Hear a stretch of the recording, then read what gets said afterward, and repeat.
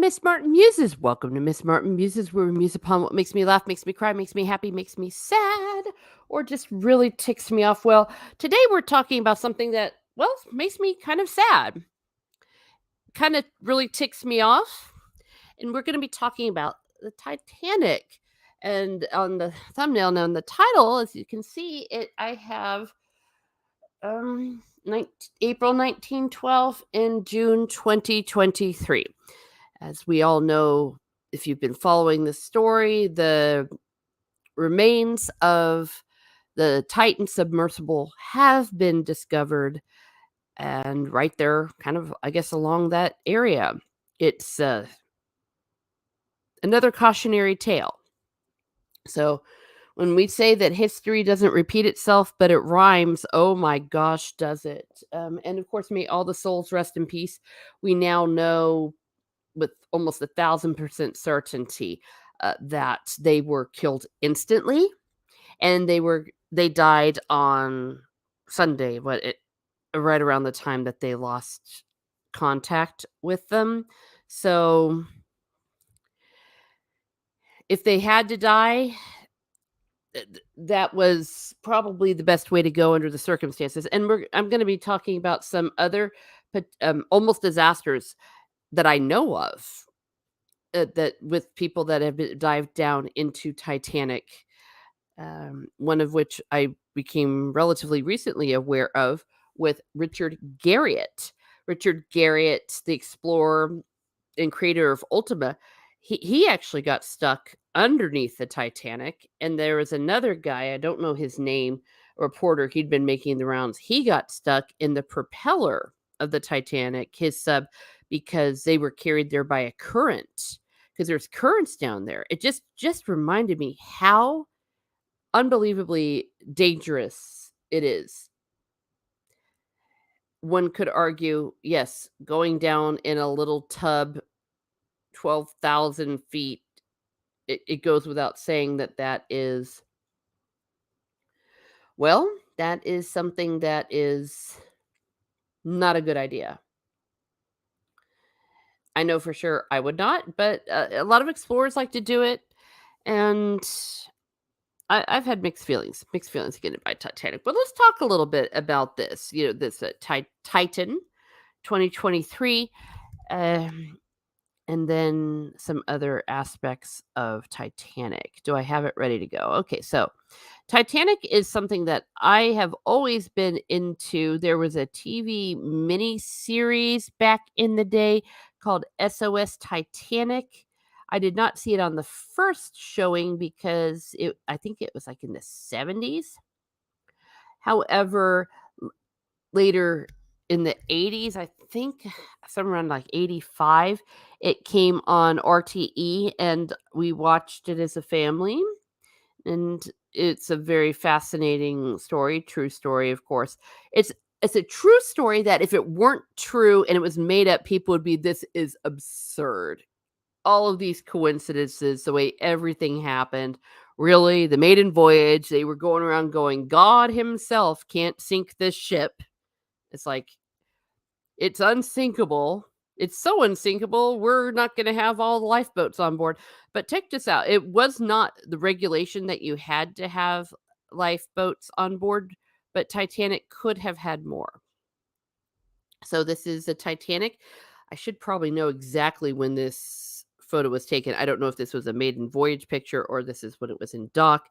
What happened, it was built in Belfast, and then it went to Southampton. That's from where it left. It went from Southampton to Cove in Ireland. At the time, it was called Queenstown. Since been changed to Cove. That's how I knew it as. So if you ever go to Cove in Ireland, they have all sorts of stuff. And picked up a whole bunch of immigrants. A lot of the steerage passengers, aka third class, were picked up there. And we're very lucky that a priest, Father Brown, a Jesuit, he was traveling from Southampton to Cove. He was coming back to Ireland. I think it was actually Cork City. And he went first class, just on a very short I think it was overnight, very quick, and had a camera. So he took photographs on board the actual ship. And true story, he had met some Americans or something that were like, "Hey, we'll pay for the rest of your passage, but come to America with us." So he had wired his superiors and got a reply in all caps, "Get off that boat." So he did, of course, out of obedience, continued with his original plans to come back to Cork, saving his life. So he kept that. He said it might be the only time of absolute documented proof that obedience saved a life. All right, so this is Titanic in dry dock, and everyone coming in. Hello, hello, great to see you, and everyone that will be watching on the replay. Everyone that will be watching on the replay, I please like, share, and subscribe. I appreciate you being here. So, but before we go backward to Titanic and that maiden voyage, we're gonna go to from the June 2023. We're gonna be skipping through time. All right, this is one of those tweets that just kind of gets you. This was on Saturday. Hamish Harding,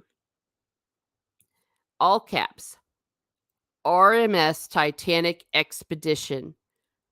I am proud to finally announce that I joined Ocean Gate Expedition for their RMS Titanic mission as a mission specialist on the sub going down to the Titanic. Hashtag, at Explorers Club, at Action Aviation, at One More Orbit, and Polar Prince. Also has a link to his Instagram. Little he knew. Little he knew. The Explorers Club, the French guy who died, he was also a part of it, and the president of the Explorers Club is Richard Garriott. Richard Garriott was the one that had also been stuck underneath the Titanic, but they were able to get themselves out. He opens up his novel with that account, and it is so harrowing, I can't stand it. But yes, may he rest in peace. May he rest in peace and all of those on board. So that's his announcement. So if you were to go down to Titanic, this is what it looks like today on the bottom of the ocean. You can see where some of this breakage was when it hit the floor. Some of it was broken apart, of course, as the ship was sinking. This gives you a little bit of idea. You see another sub. Oh, interesting. James Cameron, he always goes down to Titanic. He said that every time he has gone down, that there's always another sub. It's like they twin. There's two subs that go down. And he went into some detail about some of the structural issues on that particular ship. That now we know had a lot of issues. Here's the front of it where it was made famous on the movie Titanic, but in real life, there was no way that Jack and Rose would have been able to go out there. The safety issues while the ship was happening, not to mention they would have been freezing to death. It's just so eerie. Maybe this particular voyage reminded us that this is a graveyard. This is not a playground. And just how deadly dangerous these kind of expeditions are. This is inside Titanic. You have the grand staircase, or the area was the grand staircase. It went through 3 different floors. Gosh, I remember when they discovered the wreckage. What was it, 1986? And that's when we learned so much more about what happened that night, because they were able to corroborate. Many witnesses said that the ship broke in two. but many other witnesses said, "No, it did not." So, which was it? Maybe a little bit of both, because as we now know, as it was going up to the sky, and if that's kind of what you saw, you would see it looking like it's going down, and then it broke, and then bobbed, and then went down. The 1997 Titanic did a fantastic job showing how it sunk. I have some issues with the social stuff on there, but that's another discussion for another day, perhaps. Some more inside Titanic. Once again, what are these people doing down in there? Or correct me if I'm wrong. Maybe they don't actually go in. Do they maybe take a little robot? I just don't know how that works. But my goodness, my goodness.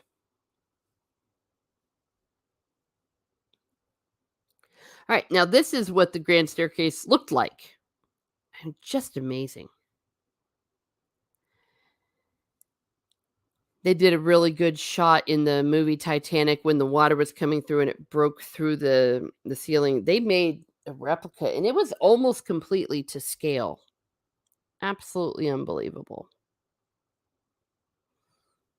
Absolutely unbelievable. Oh, the ship of dreams. There were 3 classes on Titanic. There was first class, which was through the roof. It was they called it a floating city. And then there was second class, which people have said that the second class on Titanic was like first class on other ships. Also, um, then steerage. And even steerage was good if you were minding your own business, being an immigrant or a poor person. It the accommodations there were really nice, and they said that the steerage accommodations were like being second class on other ships. Now I think we're going to be going into the pictures that Father Brown took. And gosh darn it. I mean, just so eerie. Here we go. Oh, mea maxima culpa. We are not. I lied 1,000 deaths. Sorry, I died. I lied 1,000 times. I've got. No, wait. This was taken by Father Brown. I lied again. Some of these were taken by Father Brown. Some of them were taken at other times. This is Harold Bride. He was the one of the 2 wireless operators on the Titanic. He survived, and because he survived, we were able to get a lot of details about how the distress signals were sent out, what the captain said, and it was basically a miracle he survived because he did go down with the ship, he and Jack Phillips, but he was able to get onto the top of Collapsible B, as was Jack Phillips, but Jack Phillips, froze to death. They died, before the night was over, and they're very heroic because they were actually relieved of their post, like, right before it sank. The captain came in and said, "You've done your duty. I now release you. It's every man for himself now." But Harold Bride and his companion, Jack Phillips, decided to stay. They were just desperate for anyone to hear them. They're considered heroes. And while, of course, a ship couldn't get there in time to save the people on board, they were able to reach the Carpathia, which came 4 hours later and was able to pick up the people in the lifeboats. Keep in mind that, yay, they were in lifeboats, but that didn't necessarily mean you were going to live. That water is treacherous. If a storm had come up, some waves, you would have been swamped. And people that were on boats, we're going to see like Collapsible B, they would have just not been able to make it. They almost didn't. They almost did not. So he's a hero, and so is Jack Phillips. May they both rest in peace. He lived into the 1950s. This is the wireless room. And what's so frustrating is the messages could have been received by a boat that was so close, the Californian, but they only had one wireless guy, and regulations at the time did not require 24-hour wireless operators. So the dude had just gone to bed right when the first distress signals were sent out. It almost makes you think, so many things went wrong. It was meant to be in a very horrible way. Very horrible way. But yeah, they decided to do it. Well, look who's here. It is Zach. Thank you for being here. Yes, we're talking about Titanic 2023 and 1912. We just kind of talked a little bit about the 2023. That reminding that this is a graveyard that we're dealing with. This is not. It's not a playground, as we now know, and I think that people were getting that attitude. But there were corners cut for this particular expedition for the Titan, though one of his friends who was on one of the British shows today said, "Can we wait for that? I lost a friend." Because James Cameron was talking about it, and I got a link where I was able to see the whole thing. It's like, yeah, you just can't cut corners, and the fact that that's what Titanic did. However, the guy's friend's not listening to me, so his feelings aren't gonna be hurt, hopefully. So this is Harold Bride in his wireless room, and, the obviously not taken on board the Titanic by Father Brown. This is the band, Brave as Birkenhead Band, the Titanic's musician heroes. All of them went down with the ship and played till the last minute. I mean, basically the last minute, as many witnesses say. They mostly played upbeat ragtime kind of tunes to keep the people's spirits up. And that's one of the reasons why people, kind of called them heroes, because some of the survivors said, it kind of spurred them on, got them going. They didn't even try to save themselves. There's some debate about, did they really do Near My God to Thee, or did they not? I fall on the side of they did play Near My God to Thee at the end. It just is like different witnesses heard things at different times. For the most part, they did just play the upbeat music. And here they are. There's lots of memorials to these people. Well, look who's coming in. Yes, we are talking Titanic. Hello, Miss Smart Muses. Hello, the Road Rodeo. I was saying hello to Road. Yes, this is something that I studied a great deal as a kid. I talked about watching the SOS Titanic movie in the 80s, and that was before the ship was discovered. So we didn't know that it had broken in two. And then I read for a book report when I was in middle school, in the 8th grade, for A Night to Remember, which in my humble opinion is still one of the best books about the Titanic. First of all, calling it A Night to Remember, and he interviewed many survivors. It was published in the 50s. Many of them were still alive. Fantastic documentation of the sinking. There were some things that obviously he didn't know because we didn't know until the ship was discovered. But yeah, these men were heroes. May they rest in peace. I have a bone to pick with the 1997 version because it really, I don't want to say white man bad, but almost. Well, they did show these guys being heroes, but rich man bad. And forgetting that the vast majority of the men on Titanic, whether they were in first class, second class, or third class, didn't even try to get into a lifeboat. They stepped back. So people like Astor and the Strausses, they gave up their lifeboat seat for the people in steerage. There was a little too much class envy thing going on where they made it look like, hey, all those peasants that didn't die. It's like, no, what was it? Strauss, he said, "I am not gonna get into a lifeboat until every woman and child is in a lifeboat. Then I'll get in a lifeboat." And the very famous, "We've dressed in our best and are prepared to go down like gentlemen." Very well documented and very true. And it wasn't just, it wasn't Astor. Oh gosh, I used to have all these things memorized, but it wasn't just him, but his manservant. It's like, "We're gentlemen." A different age, a different era of chivalry, and some people say that, like, this is when the modern age began, because it was, like, the last great moment. Look who's in the chat, it is none other than Jaina Catania. Hope you are well. We are talking about Titanic, Ship of Dreams, and how history has rhymed. We have another,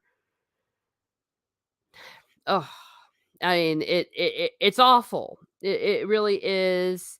Oh, yeah, I figured. Oh, I just now saw your, message. No worries, no worries at all. That's what I figured. Jaina, I do appreciate that. I am very low maintenance. I am very low maintenance here at Miss Martin Muses. I mean, we've all got stuff going on. I've got stuff going on, and, yeah, I'm just so glad everyone's here. That's the important thing, and all of you that are continuing to watch my channel, please give me I'm not above begging, but I'm getting close. No, my watch hours are going through the roof. I'm almost there. I'm so close, and I have not been announcing my watch hours. Only one person knows my watch hours because I know I will jinx myself. I will jinx myself if I say otherwise. Road Warrior, chivalry has become toxic masculinity. The times have changed. Yeah. Convenient timing with the missing sub. Yeah, yeah, so, yeah, Jaina, yeah. Well, that's what I was thinking. And the fact that it joined the graveyard. Apparently, that's where the debris is, and they were able to see it being a bit different. I think it was about 150 feet away from the normal debris field of the Titanic. But as we now know, they were dead instantly right after when they lost communication.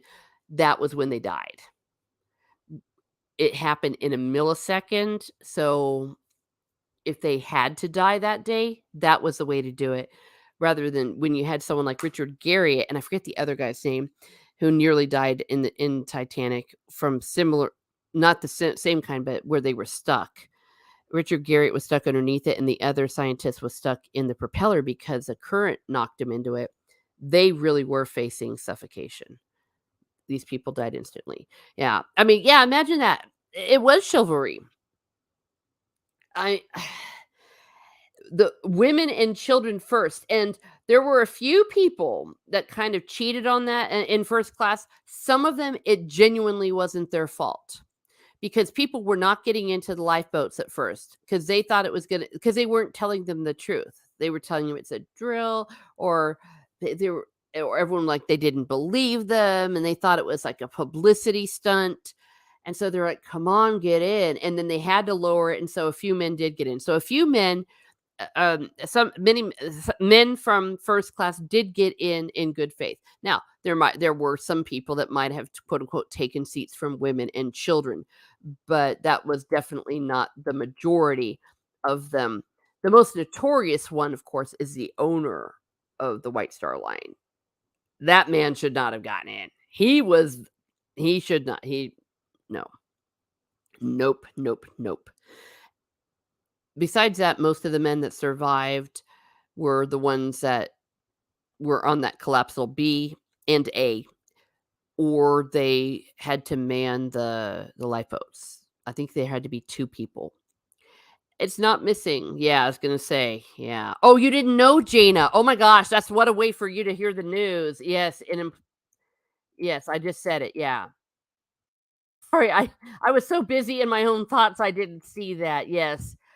Am I behind the news? Yes, it was this morning. I mean, when they said that they had found debris they thought it was, it's like, yeah, so they had to analyze it, they sent photos, and then they had to inform the people. Damn, there I'm going. No, you are not. No, hey, Like, look at the dates. Look at the dates. Ship of Dreams. Ironic. No, that's what we're here about. And like I said, you don't want to say you're happy something imploded, but yeah, that's far better than the alternative. That's far better than the alternative. And I think what makes it so awful is, of course, there was a kid on board. I think it was Guggenheim. Maybe I'm such a bad person. Where he and his manservant went down with the ship. So you had and his manservant. Here is the captain. I'm not sure. I don't know enough visually to identify each one of the different first officers. I believe that's Lightoller on the left. You're going to be hearing a lot about him. Yeah, it was Guggenheim. It was Guggenheim that did that. The famous line. These were pictures that were taken by Father Brown, as we know, as I said earlier, that Father Brown was a Jesuit priest who was just going from Southampton to Cork, Ireland, and had a camera with him, and he was in first class. If you're in first class, you can go anywhere in a ship, though maybe not people you wouldn't want to. But say if you were in second class, you could not get into first class. If you were in steerage, you couldn't get into second and all of that. Certainly could have been with, but yeah, the child, yeah, he was 19. Yeah. Yeah. No, Jana, you've got the best excuse on the planet. Actually, I think I have the second best excuse. I have definitely been under the weather in a very, very bad way, but I'm happy about it. You are going to be miserable and you're going to be happy because there is finally, after 25 years, crap you not, 25 years of this, a light at the end of the tunnel. So I'm very happy. Which is why I've had to postpone my trip. And speaking of every man for himself, it's like, nope, a few days off. I'm getting this sorted. So here we are. That's the captain and all that. Here they are, the founder of Macy's. She was one of the three women that died in first class. All of the women that died in first class died by choice. Well, except for there was one child that died in first class, and it's an awful story. I mean, it's one of the worst stories you'll ever hear in your life, so I don't feel like talking about it. Okay, I'll say it just very briefly. There was a family that was traveling with a baby and the 4-year-old. What happened was they had a nanny who they didn't know was, like, batshit crazy because she had lost a baby, and when the ship hit, she was like, "I'm gonna save the baby," and she grabbed the baby and ran off, and they were, like, chasing her. It's like, "Crazy woman, bring us back our baby," and what happened was she went and got on the lifeboat. She's like, "I'm gonna save the baby," and they didn't know any better, so they put her on the lifeboat. So, if only the family had known, if only they had known, they would have gotten on the lifeboat, and the baby would have been okay, or at least the mother and the daughter. But they were just so desperate, they wouldn't get on the lifeboat till they found the baby, so by the time the husband was like, "We need to get you into the lifeboat," it was too late. Um, Yay to the light, yes. Oh, yes, thank you, thank you. Thank you. If I wasn't selling my soul because I'm this close to monetization, I'll tell you a little bit of my personal opinion about people who think they know. Oh, I'm gonna shut up. Think Matt Walsh. The title of Matt Walsh's show movie. The rich white dudes might be second guessing that decision. These rich white. You're talking about the ones on the Titan.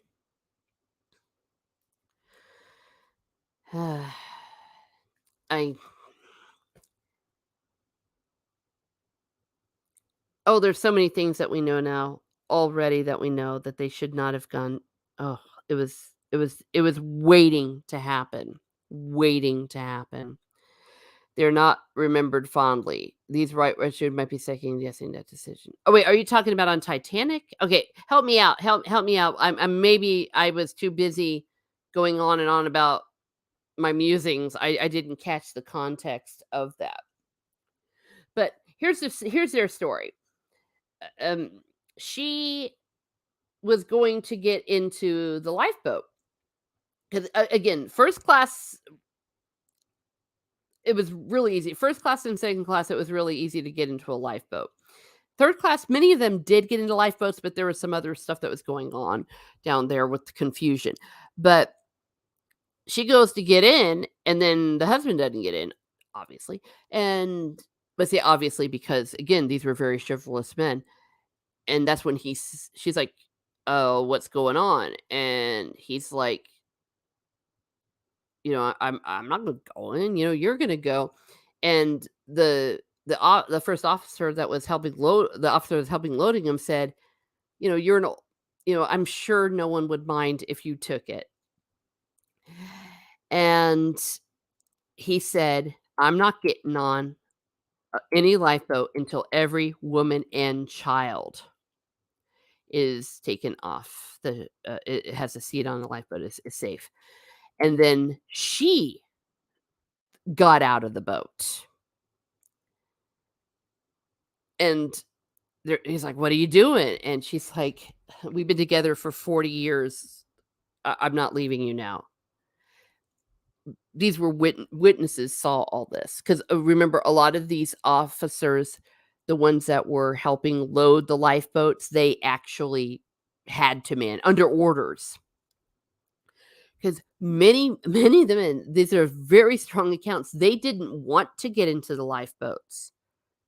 They may have tried after the ship went down, but it really was the shame. It's like, "No, I am not getting before a woman." So, they did die together. It was a very romantic story. I'm still trying to confirm that her great-great-granddaughter there was something going around the internet. They said that she's married to one of the people that died on the Titan. I have not been able to independently confirm that. Zekanoe says, "Hello, Teresa and company. Hope you are well. Yes, we are very well. At least I'm well. Yeah, I'm a happy person right now." Zach says, "I mean that chivalry is looked down upon now, and everything wrong with the world is blamed on men like these." Correct. Okay, gotcha. Okay, sometimes it's the different thoughts and things. Yes, th- I had a problem with the 1997 Titanic. While it did show glimpses of it, they didn't do it correctly. It was a little too psycho.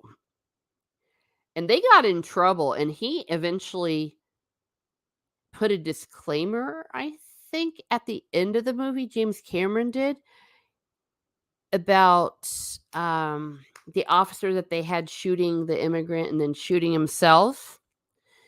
There's no evidence that he did that. He shot in the air, but he did not so they had him murder someone, and this dude had, like, a statue. Gosh, I used to have all these guys' names memorized, and there is pretty strong evidence that he did shoot himself, but not the way it was in the movie Titanic, and that was where I think James Cameron did a great disservice. Like, if you wanna have someone like Billy Zane's character be a total jerk, I thought it was over the top, but on the other hand, he's not real, but these were real people. And I'm not saying what I would do under the same circumstances, but if someone's about ready to die quite terribly, can I entirely blame them? Can I entirely blame someone who checked out like that? Oh, and thank you for everyone that's been sharing the stream. I do appreciate it. Everyone's saying hello. So that's them. Some loads of famous people. All right, this is Fleet, Lieutenant Fleet. I don't know what it was, but I remember these guys' last names so much better. He was the one that sighted the iceberg. He was in the crow's nest. The other gentleman that was in there with him, he did pass away in the sinking, but he survived. Again, he might have been in collapsible B. So I need to fact check this. I used to have every single one memorized, but his testimony was so invaluable afterwards because he was able to talk about what the iceberg looked like as much as they could see, how long it took approximately between the sighting and the hitting of the iceberg, how the message was sent down. The movie 97 Titanic did a good job. Every time they were technical in the 97 Titanic, I think they did a good job. When they tried social commentary and stuff, not so much. Look, everyone's waving. This is gonna kill me, the name of that one officer. Everyone Google. Yeah, so this is Fleet. Oh, this is not Father Brown. I forget which one this was. There were actually 2 Catholic priests and there was some Protestant clergy on there. All of them went down with the ship. Yay. I mean, again, heroes that night. Didn't even try. They stood behind and comforted the people. And in the Titanic did a good job showing him in there, but actually I think it was a little better. It was a little more in the SOS Titanic. But, we can all fight. Yeah, Thomas Biles, Father Biles. And he not just prayed with people, but didn't even try again to get onto a lifeboat, but he was giving a conditional absolution. Conditional absolution is something like you do in a life and death situation. Like the dude didn't have time to hear everyone's confessions and stuff, so he was so he was getting him ready for death. I mean, you talk about the ultimate no viaticum, but it was pretty intense. So and he comforted them and maybe he heard some confessions, we don't know, but he stuck around. Kenobi says, I think the family of the character Bill Paxton played sued Cameron after the movie came out due to the portrayal of the character. Possibly, though. Wasn't he fictional, or were they trying to say he was Ballard? I do not. Wait, Bill Paxton? Yeah, Bill Paxton. He was the explorer dude. Yeah. Well, I did say about the people in the town that they for the officer who they had him shooting Leonardo DiCaprio's friend. It's like, no. Frederick Fleet, according to Google. Oh, yes. Thank you. Fleet. Yes. Yeah, I knew Fleet. It was the guy who we do believe shot himself, but did not do so after killing poor Italian immigrants. Yes, but thank you very much. Yes, Frederick Fleet. Yeah, I mean, talk about a name. You're living in you're a sailor and your name is Fleet, Frederick Fleet. It's like something that could be out of something that could be out of a cartoon or like a villain. I'm the Captain Frederick Fleet.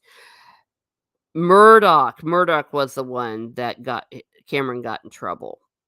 And I think he did a goodwill offering to the hometown or something, like wrote him a check for their memorial or their museum. Something, yeah. And I am so adamant, if you are going to use real people, you are under an obligation to show them as accurately as you can within the knowledge that you have. If you want to do something fictional, you make it up. Like if they wanted to do some random dude shooting Leonardo DiCaprio's friend as the ship was going down, well, guess what? Fine. But a real person, no. And I've done some other videos about that, about the race swapping, that why it's problematic, but especially when it's done with historical figures, because it ignores the historical reality of the time. Look who's here! Look who's here! It is none other than Ancient One. Yes, I do levitate. What you don't know is I am levitating as we speak. C. Kenobi says, a theory now is that the ship was sunk due to who was on the boats. U.S. banks or something wanted people gone for financial reasons. Yeah, that would be a very, very good conspiracy theory because so many movers and shakers were on there. Except the way it all went down, I mean, you couldn't have planned that if you tried. Okay, so there's him, and here is Lightoller. Now, this is the man. This is the man. He was in charge of, I believe, the starboard side evacuations, and he was a Yahtzee. The on the other side, that was where there was a little more leeway with who got into the boats, especially at the beginning. But he was like, "Nope, you got to be a woman, or you got to be a child, or you f off." And he loaded up the ships, and he did survive, so we were able to get unbelievable invaluable information because he was present with a lot of the conversations with the captain and all their plans and how it all worked, how they found out that they were FUCKD'd. And then he went down with the ship like a gentleman. And he kind of jumped off of it as it was going underneath and swam out, able to get to collapsible B. You're gonna see that in a bit. I have, obviously, a dramatic representation. They did not have cell phones. But what's so badass about him, I mean, he did one hell of an evacuation plan in and the he was the one who, in the Titanic movie, this was accurate because this is what he had said. He was the one that went over to the captain, and the captain was feeling a little dazed, obviously, and he's like, "Shouldn't we put the women and children into lifeboats?" And he's like, "Yes, yes, into lifeboats." So that's what he was able to testify to that. 10 like hype. Thank you, everyone that is here. I do appreciate you all being here. And please like, share, and subscribe early and often, but don't get too enthusiastic because YouTube, they get suspicious, and they are my overlords. I am bowing down before YouTube right now. I am I am not ashamed at all of that fact. But what's also badass about Lightoller, if you have seen the movie Dunkirk, he was a dude who went with his son and the other one and went across to pick people up in Dunkirk. He was obviously too old to fight in the war, but he had a boat. And so when they all were going over to pick up British the help the evacuation, when all the boats came over, it was a little bit fictionalized in the TV show. Oh, sorry, in the movie, but that was him. So this man was everywhere and he was still a badass. He went over in that little boat and had like 112 British people on that little boat, and I think it was only supposed to have like 12. And it is true that he was fired upon and did some changing maneuvers. So Lightoller, he's the man. He's the man. Look it up. It's you couldn't make this up if you tried. And Red Warrior, just want to let you know, Bill Paxton was fictional. If it's the family of the real guy that discovered the Titanic. Oh, okay. You see, that's what I thought. I thought it was. Yes. Yes. Interesting. I don't know too much about the lawsuit because if they weren't actually using him, how could they have sued? Because it was a fictional version. It must not have been successful. Oh, I did talk about the other ones the other women in first class who went down with the ship. One of them we said was Ida Strauss. Another one was the lady who was looking for her baby and sadly her daughter. And the third woman was, oh, what was her name? Uh, Edith something. She was with a friend and she was single and her friend had children and there was only one more seat left in the lifeboat. They didn't realize it was like the last one. So when he said only one more, because by this time the boats were really getting over full. I hope I have her name right. Everyone Google if I'm wrong. And she turned to her friend and said, "You go, you've got children at home. I'll get the next one." And there wasn't a next one. So greater love have no one than this, they give what they're like for their friends. So, women did too. So now, as far as the steerage people, yeah, they were screwed in so many ways. There were language barriers. There were also communications barriers. There were things that were locked that shouldn't have been locked that made it difficult, but it wasn't like they meant it. It wasn't like they said, "Ha, ha, ha, ha, ha, ha, ha, let's kill them, let's kill them." That wasn't the case. "Let's kill the peasants." It was just a very unfortunate side effect of the class system. But before you start judging, go on an airplane. You're in first class, remember what I said that you can go anywhere, but they can't go to you. You know, you just can't go from coach and go start hanging out in first class. There is a separation, there is a delineation to it. It has to do with what you're paying for. But what they did was the they had guides that would go and take like 20 women and children at a time to bring them up. And it took forever.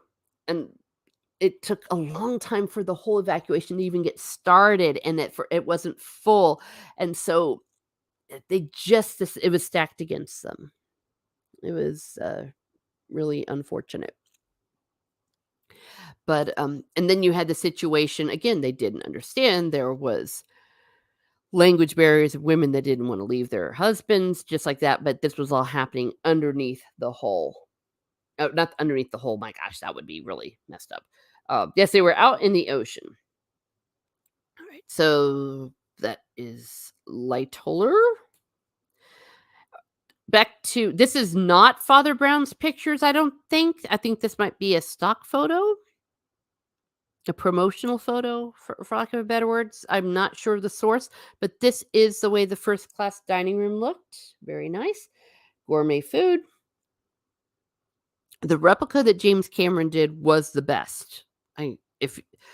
I edited myself using a VHS, 2 VHS players, a cut of Titanic where it only showed the historical parts. Like, I edited out Rose and Billy Zane and just showed it like it was a documentary. Back in the day when that was really hard to do. I was very enthusiastic back in the day. So there it is, very fancy place. Ah, this one is Father Brown's picture. Showed a kid playing on a deck. This is first class. You see the men sitting there, they're smoking, they're all having fun. This is in the gymnasium. Who was it? It was, one of the first class dudes and his son. They actually went in here and warmed up before they jumped out into the ocean, and um, and the gentleman, he ended up dying, like, 6 months later because he was just never able to really recover. But yeah, so they used it to warm up, and then they dove out, and they also got on collapsible B. How's everyone doing? Well, we're doing pretty good, uh, better than others on the Titanic, but, the Road Warrior, edited out Rose, sign me up. Yeah, what a dork. Oh, man, what a loser she was. Jack, Jack. It's like, if he'd just stayed on the stinking lifeboat, he probably would have lived. And because she jumped out, she took a seat away from someone else that maybe wanted to not go down with the ship. You selfish biatch. Yeah. No, I'm doing good. I'm doing good. So that's what this is here. It was Colonel. It was a Colonel. Gosh, I forget his last name. But there was also a swimming pool and a Turkish steam bath on Titanic. I would have been living in that steam bath. I love that kind of stuff. Speaking of which, maybe I don't know when's the last time I've been to one. It might have been the Blue Lagoon in Iceland, where I had a proper steam bath because they had like a steam thing next to it. Oh, I got so dehydrated. It's another story for another day. I was like, I've only got 1 day. It doesn't matter if you only have 1 day.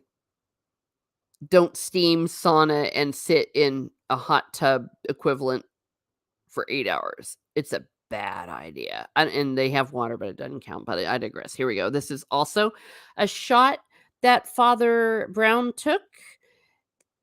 Those were second class passengers up above, and they were able to sit and look at the first class and go, first class sucks. We don't get this cool stuff.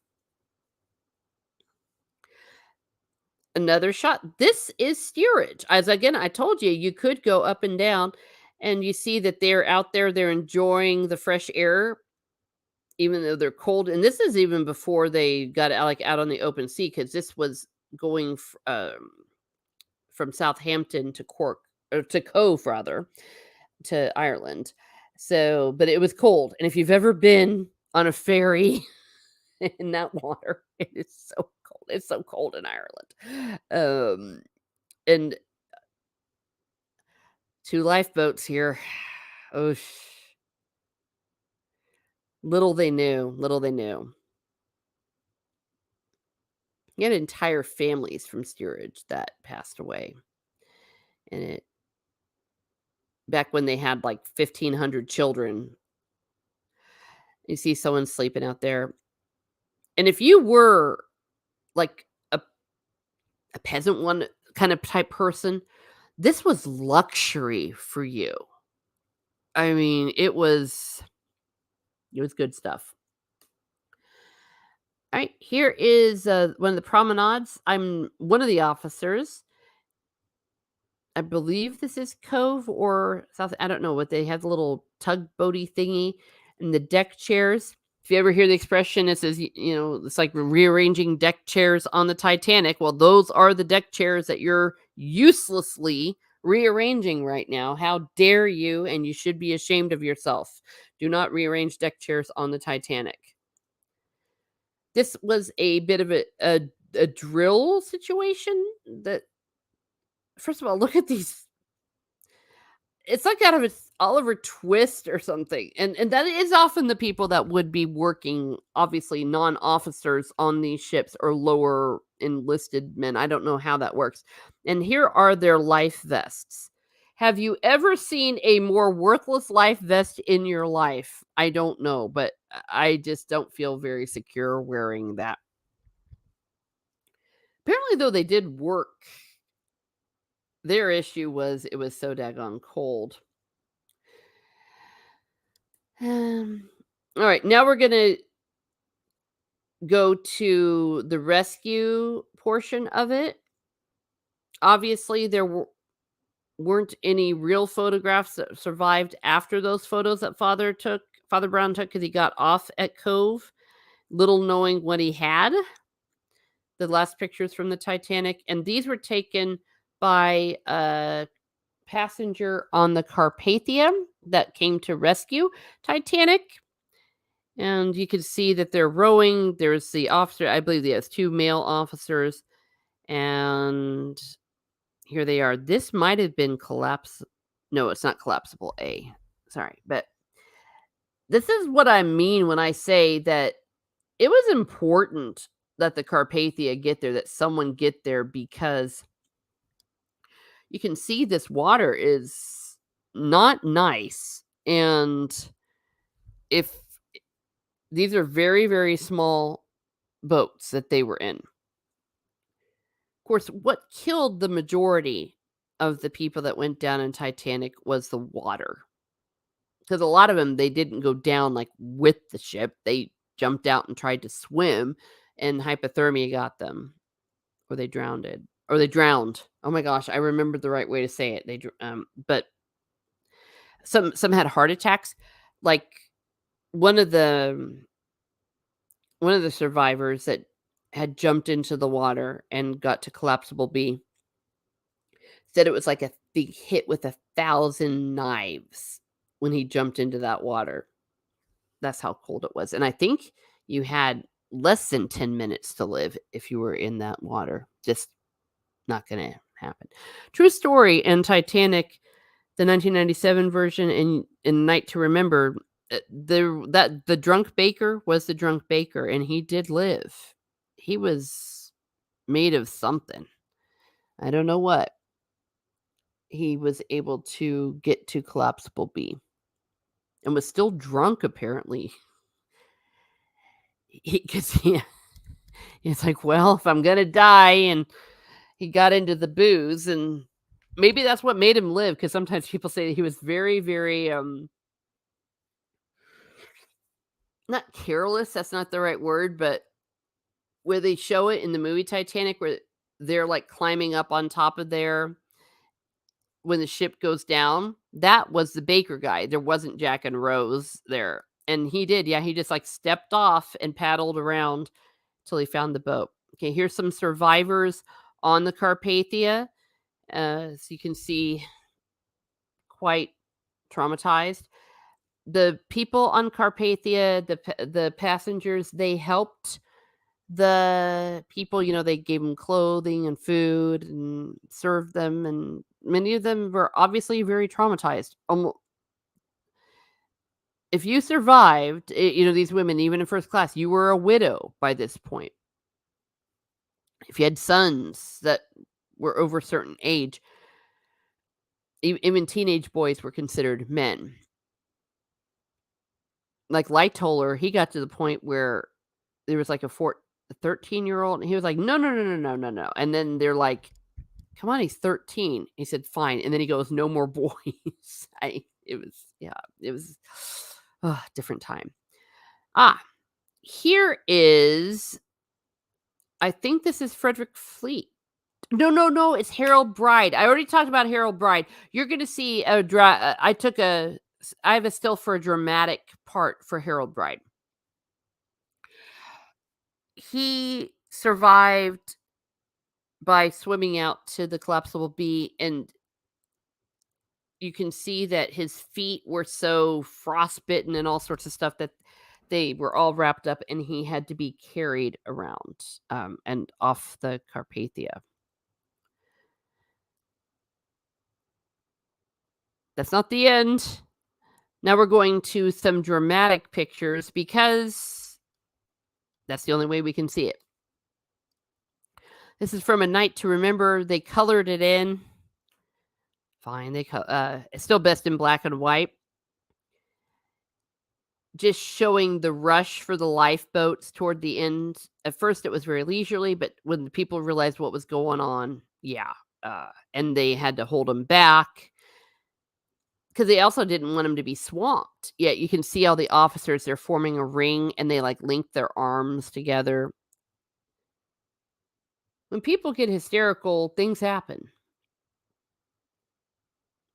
There's some debate about the lifeboats that didn't go back to try to pluck people out of the water, and they were like, no, we're going to be swamped. They might have been right.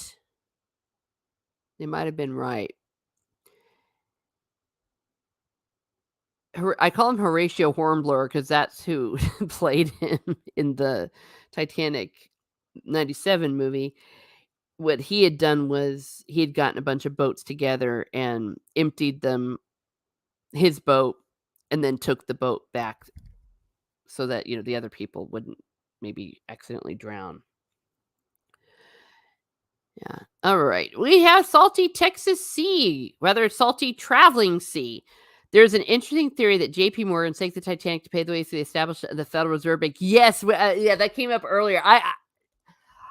If that's true, that is the wildest chain of events that they were able to pull off because so many things had to go right, or rather wrong, for that to happen. It was opposed by John Jacob Astor, Benjamin Guggenheim, and Macy's co-owner Isidore Straus. These three wealthy men did indeed lose their lives in the Titanic sank. Interesting, yeah. See, that's the other thing. These power brokers, yes. John Jacob Astor, he had his pregnant wife with him, and he put her on the lifeboat. She got out on one of the last ones because the one that she was waiting on, it got tangled up in some rope or something. It took a while. Yes, he went down. They were able to recover his bodies. And so he was buried and had a proper funeral. Guggenheim, he was the one, I'm dressed in my best, or we're dressed in our best and going to go down with gentlemen. And of course, Strauss refused to get in until every wife, woman, child. That's a great theory. I'm not saying it's wrong. Maybe this would be a good, like, woo-woo, or would it be woo-woo? Whatever the show you do with Lady, Purple Valkyrie, rather, about conspiracy theories. It's a good one. In 1914, on Christmas Eve, the Federal Reserve was formed and federal income tax instituted as a temporary. Boy, don't get me wrong. I get mad every time I think of it. Yes, as a temporary funding for World War One because federal income tax is not allowed per the Constitution. Mm-hmm. Well, and then they've got a way around that. And now, well, here we are 100 years later, darn right. Yeah, if there makes sense, but you talk about killing a lot of people for that. Just saying, no, I think it's fascinating. No, and there's lots of conspiracy theories because it's like, were they really that dumb? But maybe to make that theory work, you'd have to say that the captain was like suicidal because he was the one that ordered the ship to keep going so fast. I mean, he was the captain of the ship. And even though he was under pressure by the owner, the captain of the ship's the captain of the ship. Yeah. So here are the people making a rush for the lifeboats. This is either Bride or the other one. You know what? I forget. I forget in the movie who this is portraying, but it doesn't matter. It's the same idea that um they stayed there desperately, desperately trying to get anybody to answer them and waited to the very last second even after they were released.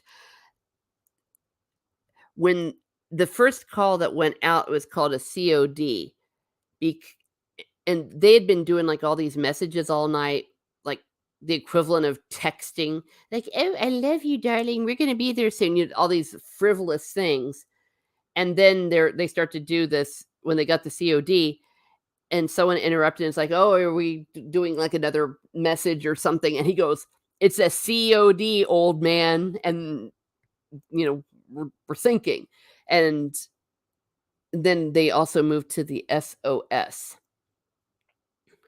which was the newer one. We don't know if this is true that they joked we'll get the chance to do it. That might be a little bit apocryphal. I would have to see Harold Bride's testimony because he did survive. He looks a little happy in this picture, but when you see it in the movie, no, he's kind of tense. Great stream. Well, thank you. I appreciate you being here. As like I said, I am pushing to the finish, getting these watch hours, but I really have been enjoying this. Maybe I should stream more often. I really like this. I like being here and hanging out with you all and talking about different things. The road warrior said you'd also have to have located an iceberg beforehand. That's true, and telegraph it to the Titanic, change course, and match it straight. It's like, find us a good iceberg, please. Put it right in our path. Possibly yes, possibly not likely. Yeah. One could let me play devil's advocate that maybe they were like, it's an ice field. The likelihood that there's one iceberg waiting to be hit. But also it has to do with the construction of it, the bulkheads, all sorts of stuff. It is Chris Sands. We love our flowers here at Miss Burnt Muses. I'm biased since I myself am a flower, sort of. Hello. Salty Traveling Sea says by the time of Titanic's maiden voyage in 1912, most passenger ships operating in the North Atlantic had a wireless staff by Marconi Company operators. It had a range of about 300 miles. Yeah, and the problem was that this changed after Titanic. It wasn't required to be 24 hours. Afterwards, it did, and there had to be two because the one on the Californian, there was only one. So he went to sleep. And if he had been awake to receive the message, they were close enough that they probably could have saved not everyone on the ship. As there are some theories that they would have had to have gone through the ice field because they were standing still because they were in the ice field. But even if they'd have gotten there like right before the ship sank and not be able to get everyone off the ship, they definitely could have saved the people around in the water. A lot of what ifs. And thank you, everyone that's in here. If you wouldn't mind giving me a like, a share, and a subscribe, and a square of chocolate, dark chocolate. So there it is, obviously a fictional rendition. They did not have cell phones. Here it is. We are dressed in our best and prepared to go down like gentlemen. This is again from A Night to Remember. A Night to Remember is still my favorite book on Titanic. They did do a really good documentary style, like inspired by Ken Burns type of documentary telling for Titanic. It was a 4-parter, really good. It was in the 90s. Yeah, and look at his servant. I think shows like Downton Abbey have helped, especially in America, maybe people that don't know about the whole servant thing. It was really considered rude and awful to treat your servants like crap, and that the servants, they considered themselves, they took a great deal of pride in what they did, and both of them went down with the ship. It's like, "We're gentlemen," and here he is, like, holding this stuff for his, his, I don't wanna say, the person he's working for. Well, I forget what they his boss or whatever. My brain cells are starting to go. But, as his valet, he would have dressed him, and look, he's got his gloves, all that, and that is true story, true story. "Chocolate sounds good," says Chrysanth. Yes, remember, to women, chocolate is something special. I'm embracing my inner child and eating some animal crackers. They go they do go surprisingly well with tea. Yes, they do. Salty traveling Texas Sea. Oh my gosh, I am so confused by what your name is now. Titanic's wireless operators were transmitted on the same frequency as other ships, and the channels were jammed with passive communications. That's right. Yes, several ice rings to other vessels were either missed or ignored. That is true, and it's so awful that because of some of this jamming, there was the Titanic. It wasn't Bright. It was the other one. He got pissed off because it, like, blew up in his ears or something. It was so loud and all that. He's like, "Shut up, I'm trying to do this." And then I guess the other wireless guy was like, "Fine, if that's what you're gonna be." And, oh, yeah, Phillips. Uh, I could I wish I could super chat you. Okay, you heard it here first. Okay, I told maybe if you don't know, I am this close, but I won't tell anyone how close because it would jinx me.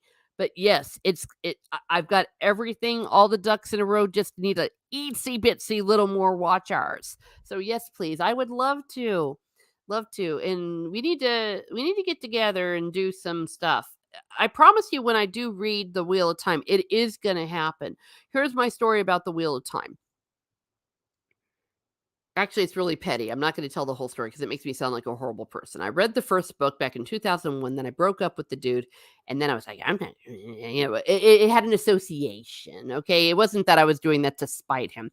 So I stopped reading it. And that just shows how petty women are. Petty, petty, petty women.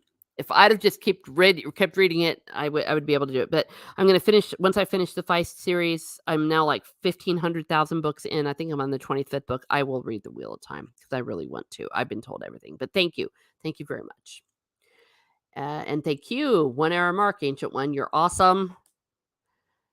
This is the designer of the Titanic, and he was truly last seen basically as he's being portrayed here in A Night to Remember. And obviously the person who saw him survived. Not the designer. Did I say designer? Architect. And like most of the men on Titanic, he had the good sense, if you will, to die. I mean, not to die. He didn't pull a thing like the owner. Yeah, Thomas Andrews. Very well played in the 1997 movie as well. Dude, let's do a video. Wheel of Time, you'll love it. Yes, I will. Oh, you mean a video about how petty I am because I only read the first book? It's like, that'll show him. That'll show him. Oh, dear. I can't take a time machine and change that. I have read his Conan, though. If you've not read his Conan books, oh, hell yes. Read them. See, that's what I've read. I've oh, his story, though, when I did his biography, it was very, very moving to me. Love. You'll love it. Yes. Oh, I got it. Got you. Wheel of Time, you'll love it. Oh, okay. Now I see. Viewed. Let's do a video. Wheel of Time, you'll love it. Yeah, Lord of the Rings. I'm finally in a good psychological place in my life, or relatively speaking. So I am going to watch properly The Wheel of Time. Oh my gosh, not The Wheel of Time. I'd rather die than watch that TV show. Because I don't want to ruin for me. I mean, the Rings of Prime, the whatever you want to call it. I refuse to call the stupid title. It's not Lord of the Rings. So I'm going to watch it properly so I can rip it to shreds. I mean, I know enough about it and I've been talking about it, but I really do need to watch it properly. So I'm going to be doing that. Going to be doing that. Maybe we could do that. Just hit me up. Hit me up. And of course, yeah, either. Well, when I read The Wheel of Time, I guess I could be one of those reading The Wheel of Time for the first time. Yeah, I just have to finish 4 more books of before. Oh, and I'm supposed to read The Witcher because I am. But we'll see. We'll see. I was so moved when I was reading Robert Jordan's last blog entries. Oh my gosh, yeah. So anyway, so he went down with the ship. The captain, of course, went down with the ship, as a captain should. I think it's only acceptable for the captain to not go down with the ship if, like, everyone else is off. Then I guess you can live. Sully from The Miracle on the Hudson. Yeah, he waited till everyone was off the airplane before he got off. Guess he feels we don't know, of course, but dude probably felt really guilty. He's the one that designed it, and on the other hand, the poor dude, it was like a 1 in a million shot. The one way to hit the iceberg that would have made it sink because it had so many other safety things. All right, here we have Collapsible B. And the reason why it's called Collapsible because it was collapsible. It wasn't one of the main lifeboats, and what happened was they were desperately Lightoller and other ones were desperately trying to get them launched, but they were, like, on top of the roof. So one of them, Collapsible A, they showed this in the '97 movie. It was upright, but it was kinda partially submerged. Collapsible B, they just weren't able to get it on time, it was breaking, and they decided that they were gonna try to just launch it as the ship went down, and it was overturned, and people went and swam out to it. So if you did go down with the ship and you lived, it was because you got onto this one, or maybe a few lucky people did get pulled in by other boats, but not really. One woman uh, survived this way. Other than that, I think all women died who went down with the ship.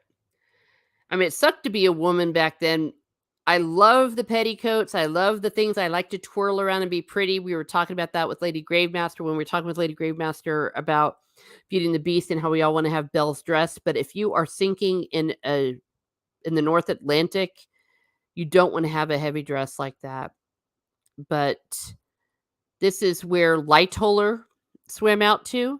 This is where that Baker swam out to. This is where Harold Bride and Phillips swam out to, as well as Colonel, I forget the name of his last name. Uh, the and he ended up dying anyways, 6 months later because he was so messed up by it. He was the one that warmed up in the gymnasium. Phillips was one of them that did not survive the night. Colonel Gracie, my gosh, thank you. Yeah, so he was there and he was able to testify.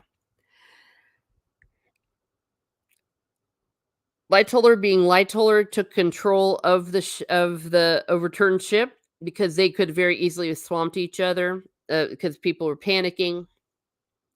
It was so cold, people just died of hypothermia. All right. Rings of corporate committee representation, says Salty Traveling Sea. Word warrior. That's not petty at all. People form emotional attachments to objects that remind them of their partners. Yeah. Well, we weren't together that long, but I know. Yeah. It was just like, hey, actually, you know what? All the guys that I broke up with had happy endings. Oh, wait. That really sounds wrong. They had happy endings once they got away from me. Let me rephrase that. They met the woman they were supposed to meet after me. And I knew them all. Okay, we all went to the same church, and I went to their weddings. I mean, no hard feelings, but it's just like, yeah. Sapov oh, wait. Sapowski Rocks, which your books are fantastic. I know, yes. Stieg has been trying to get me to read these for a while. He's finally got me playing Witcher 3, and he's the one who found me the link on the eBay to the set that I got. I got them all. They're gorgeous. They're beautiful. Oh, and we have an elf in the house. We have an elf in the house. It Happened One Night is one of my favorite movies. Yes, girl. Like I said, you and me, you and me. Ancient One. I think you just broke Ancient One. Yeah, we all love Lady Toriel here at Miss Martin Muses. Yes. Oh, I've got a story about a corset. I mean, several corsets. Died of shock as well. Yes, shock. Yeah. The water was just so dang cold. So when they jumped in, that's why if you're ever in the North Atlantic, don't go in the water. Okay. When I was in Iceland, oh my gosh, there were so many idiots because they also have sneaker waves there. And the tour guide was like, don't go near the edge of the water because a sneaker wave will come and you'll be dead in 5 minutes. And everyone else goes, oh, I think I'm just going to go to the edge of the water. And I just stayed with the tour guide. Yes, yes, we love Lady Toriel here at Miss Martin Muses. We love our elves. Here we go. I knew this was coming. She is actually one of the elves who interacts with humans. Check out Lady Toriel as seen in the link. Yes, yes.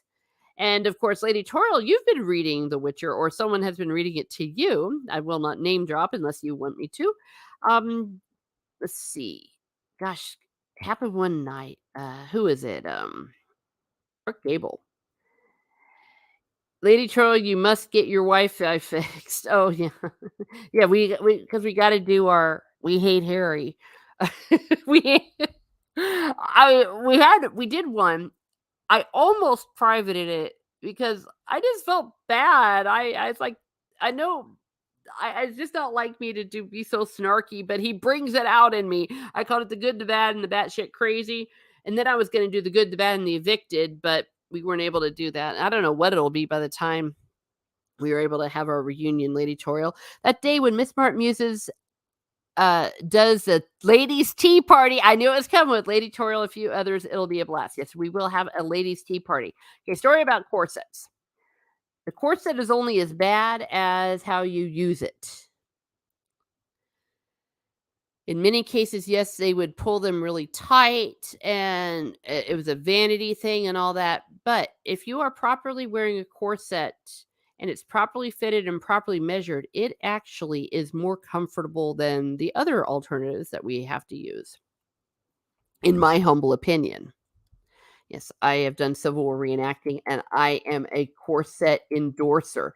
But of course, yes, if you pull it so tight you can barely breathe, absolutely. And we'll see a clip of Miss Martin drink tea while a rose in a flower pot. Darn right. It's a mystery. It's a mystery. All right. And what happened on this, I said that the water was so dangerous that even the lifeboats could have been in danger because the swelling, the water was getting bigger and waves were happening. And these folks, they were starting to sink. Luckily, they were able to, when dawn came and they all could see each other and they were able to get to some of the other lifeboats. So they were taken on to the other lifeboats and before it could sink. But also understand, if you're there in the middle of the ocean like this, you could also just be knocked off. And many did. Many of them did die. But the men that the men that survived that didn't get into the lifeboats at the beginning on the ship, this is where they survived, and we're very lucky. Frederick Lee, I believe he was actually ordered to man one of the lifeboats, but they they were there to witness just about everything. They were the ones in important positions. And I told her, of course, as I've already told the story, was one of the heroes that rescued the men at Dunkirk. Took his own little boat, went with his son and their friend, and helped the evacuation. I believe that is finally it. Okay, so these are the end of my stills. And as I've already said before, I chose not. Well, as I said before, we talked about 1923 Titanic, which we now have another story to add to it. It's incredibly sad, and we're now learning has a lot of the same hubris. Just feel really badly that the people that lost their lives, and I don't know. I don't know what they're going to do about further trips down there. Are they going to regulate it? I don't know if they can. It's international waters. I don't think that people will be too keen to go there. This will definitely probably put an end to tourism down to Titanic for definitely a long time. What I was starting to say was I'm not planning on showing pictures of Titan. Obviously, we don't have the wreckage, for example, or pictures of the people. The closest I came to, I did show the tweet that one of them did. Just such a tragedy. And some people are like, why do we care? It's only 5 people and all that. And it's like, yes, in the bigger scheme of things, there are more important. But this is a lesson. One of the lessons of Titanic is pride. You know how I feel about pride. I really try to. I have to fight pride all the time. That's why I go to confession all the time. But the lessons that we need to learn about respecting nature. Someone said who had been down to Titanic said it was like going into outer space. Many of them had also been astronauts. And keeping in mind that this one happened the way it happened, but there are 2 that I know of where it almost was a tragedy, and they would have died by being stuck down underneath the Titanic and suffocating or freezing to death. The Road Warrior, do we really need tours down to Titanic? That's my question. Precisely. The debate's already beginning. Like some people say, there's tours to shipwrecks all the time because it's a time travel. Time stands still. It's a time capsule. Though, for goodness sake, maybe choose something a little simpler than something that's 12,000 feet below the ocean. This is also reminding us in more ways than one that it is a graveyard. And I know that some of the people that take the artifacts to show them off like in museums, it's considered almost grave robbing. It's a debate we're going to continue to have. I think it's pretty clear, though, if you want to see what the Titanic looks like under the water, just look at the pictures. The Road Warrior says it's logistically easier to fly to get to space than to go to the bottom of the ocean. Yeah, there was a TV show which of questionable quality called Sequest, and that was the whole concept, is that the real final frontier is the ocean.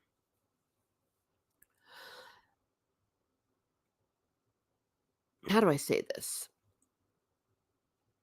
There's this when I'm in a swimming pool, it happens all the time. The rubber band gets out from under my friggin' hair, and sinks to the bottom. And I don't want to be that jerk that leaves the rubber band at the bottom and it's like 8 foot deep.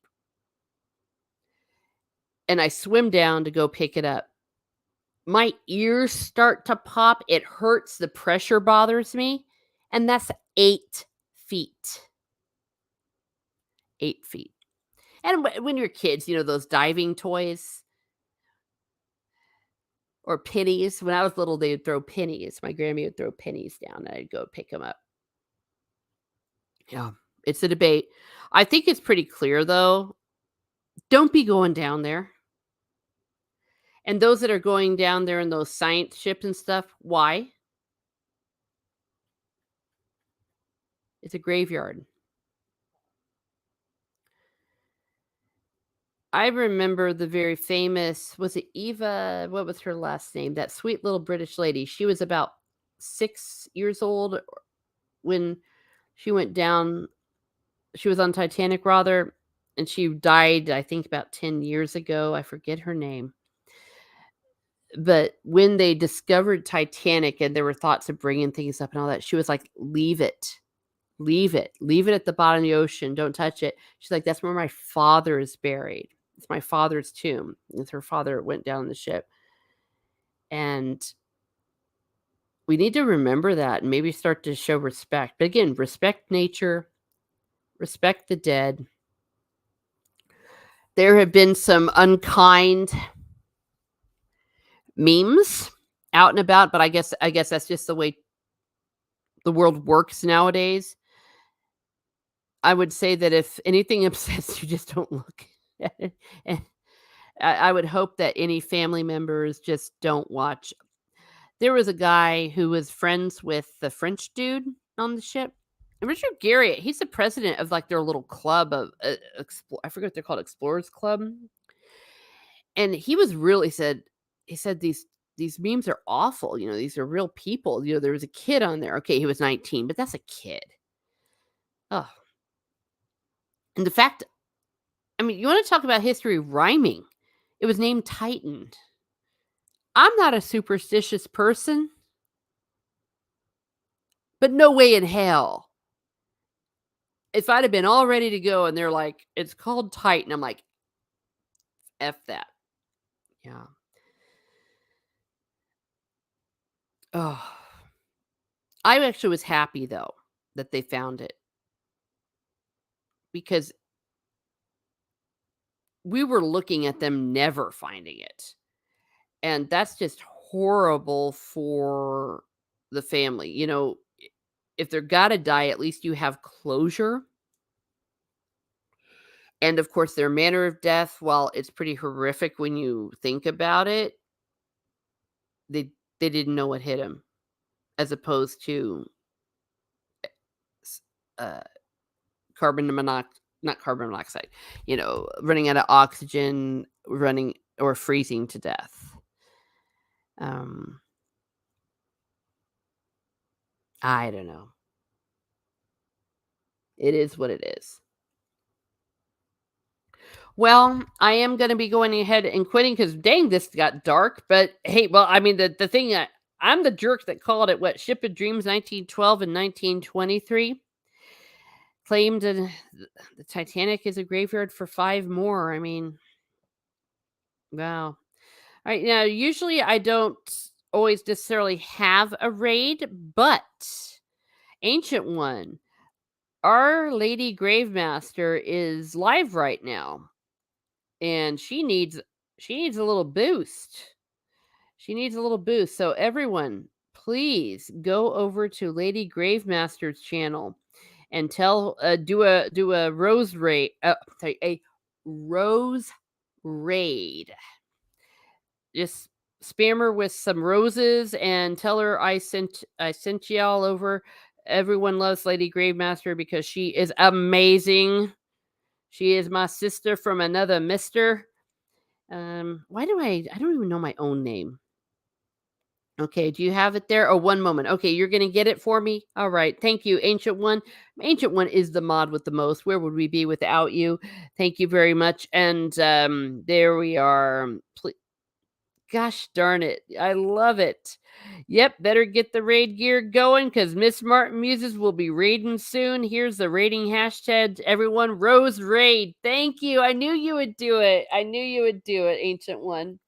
Thank you so much. Please post said raid hashtag only once to respect the live streamer we are raiding. Thank you very much for hanging out with Miss Martin Muses. Yes, please. So do that. Yes, respect Lady. Gosh darn it!